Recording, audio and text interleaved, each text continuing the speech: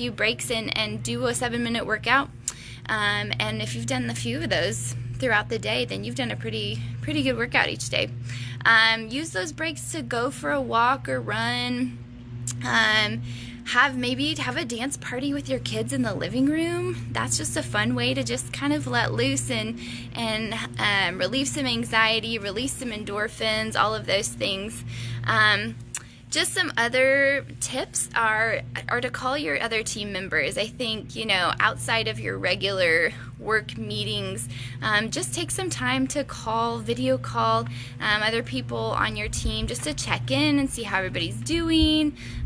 Just kind of have some of those real life conversations that are not necessarily centered around work. I think sometimes whenever we're working at home, we can feel isolated, and we can feel unmotivated when we don't really know what the rest of our team is doing and what they're up to. And I think just having that time to just kind of check in on life with people is really important. Another good thing to do, I would just say, just like you would at work, if you listen to music at work during certain tasks, like turn on your music at home, listen to music, lighten the mood. Just because you're working doesn't necessarily mean you have to just close off into a room and not talk to anybody or not listen to anything or all of that. You know yourself, and if it's more distracting for yourself, then don't do it. But I think that can help sort of lighten the mood during certain parts of your day to help you kind of stay motivated. Another thing, I've been trying to make sure that I'm eating healthy foods even during my time at home. I always kind of try to do that, but I think it's really important whenever you're at home too, because I think it just kind of helps with alleviating that afternoon slump. And your bed is literally right there, and if you've just eaten a bunch of carbs, it's probably going to feel really easy to want to just lay down and take a nap in the afternoon. So try not to snack all day. I know it's kind of silly too, but just kind of helping yourself stay in the right frame of mind as you're working at home, and not allowing yourself to get super lazy and just want to lay down and go to sleep and take naps in the afternoon. Another thing I would say is just physically changing your location every once in a while, just getting a change of scenery. So if you're working at the kitchen table in the morning, I would say try to, after an hour maybe, get up and go to a different spot. Sit outside if you want to. Go to a different room if you're able to. Just kind of change up some space, because I think it can get really tiring, and you can get really unmotivated and just, I think, lose even some creativity whenever you're just sitting in the same place all day looking at a screen and not moving. So I would say definitely try to change your physical location every once in a while. And then I would say, hopefully everybody really enjoys the work that they do. Matt, I love carbs too, but, let's be just in moderation, Anyway, so I would say plan something fun to look forward to.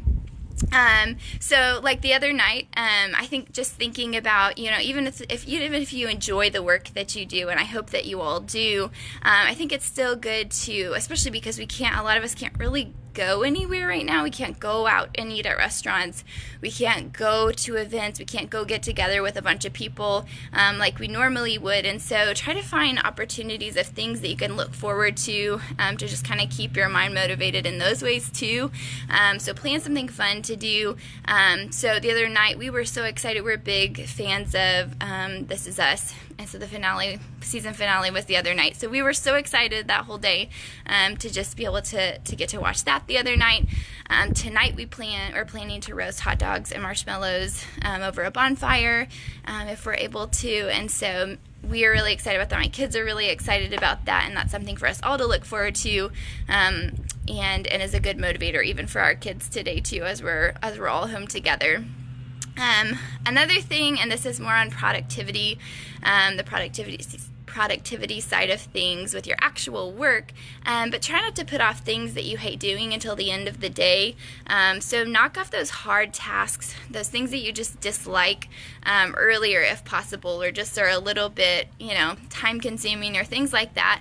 If you can just get those done earlier, I think that'll help I think that'll help a lot with your motivation for the rest of the day, and then you kind of get to do the things you enjoy the rest of the day. Another thing I would say definitely is kind of scheduling office hours and sticking to that. So, if possible, and kind of know how you work best. How, when are you most productive during the day? And if your work allows it, try to work within that time frame, and then try not to go out of that. So, I would say maybe, getting up earlier and starting work earlier, and so you can end the day earlier.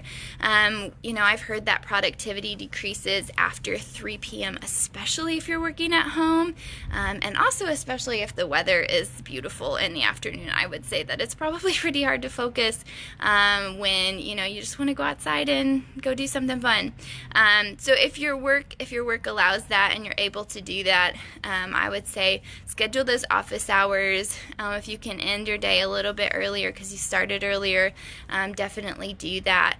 I think that's a great one to think through. Let's see. I think, so for me, making a list is really helpful. I know this is not true for everybody. Some people are not list makers. But for those of you who are, I think this is a good best practice just in general. But I love having I have a paper planner. I also use a digital, I use Google Calendars and things like that. So I use that, but I also like to, write down my schedule, but then I like to write down the tasks in between my scheduled events. And I like to be able to go through that and just checking things off and scribbling those tasks off throughout the day is really, really, really motivating for me. I love the feeling of just scribbling those things off. So I think that can kind of help just narrow your focus for the day as well, so you don't feel overwhelmed and like you have too much to do that you just can't get done and focus on at home. Just be realistic about what that schedule looks like. Let's see, I would also say just creating a time where you can limit as much distraction as possible.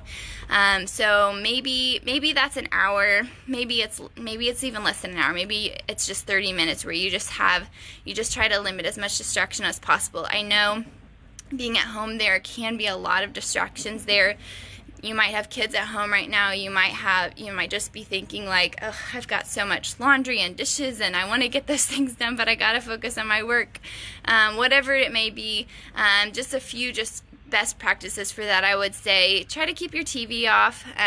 I've done it where I've tried to work from home and I get up in the morning and I turn the news on, and then before I know it, the TV's been on the whole morning and I probably just didn't get as much done work-wise as I would have liked to.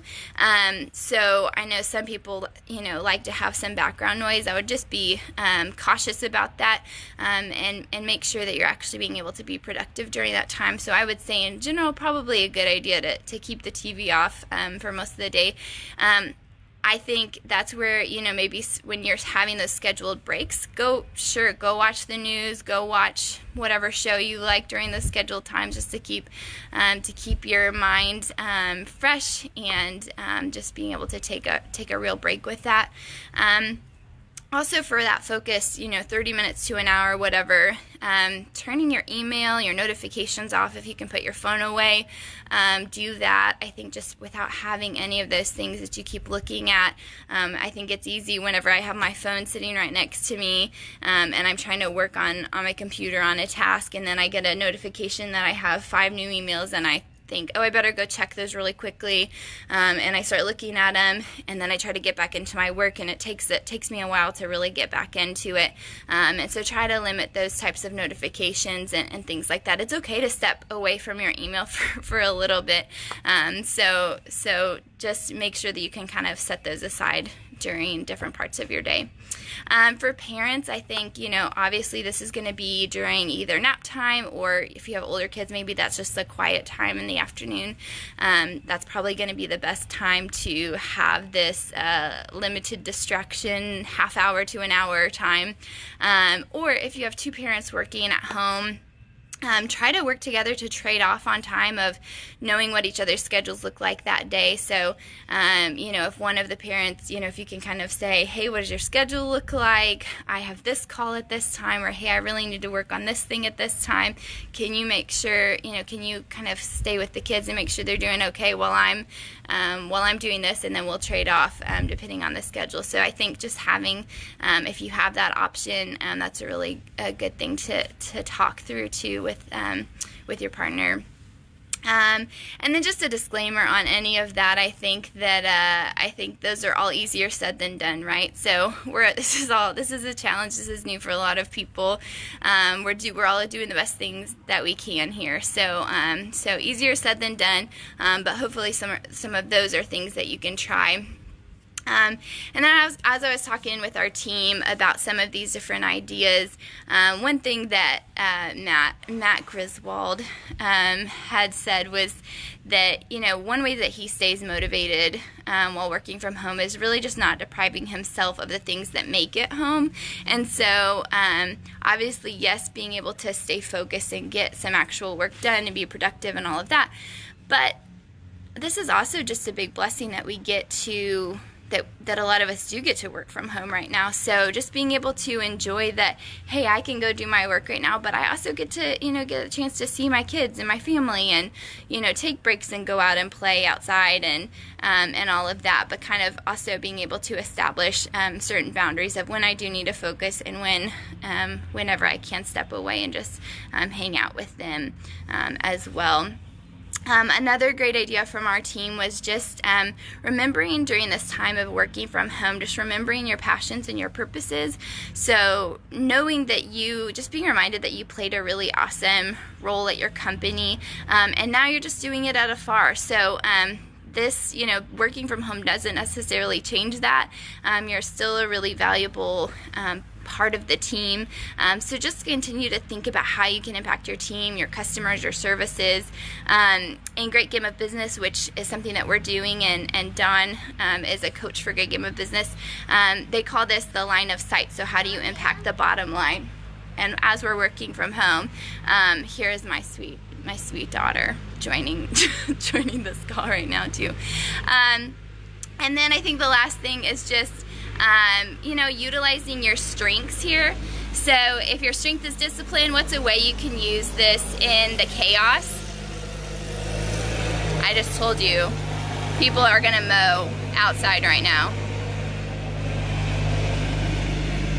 This is live, people. All right, so just thinking about if your strength is discipline, what's a way you can use this strength in chaos? If you're great at unifying teams, how can you do this? How can you do this right now as you're working from home? How can you use that strength of unifying your team?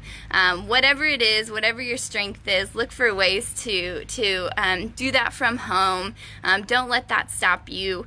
Even right now, don't lose sight of those muscles you already have. If you have other questions or insights here, definitely throw those in the comments.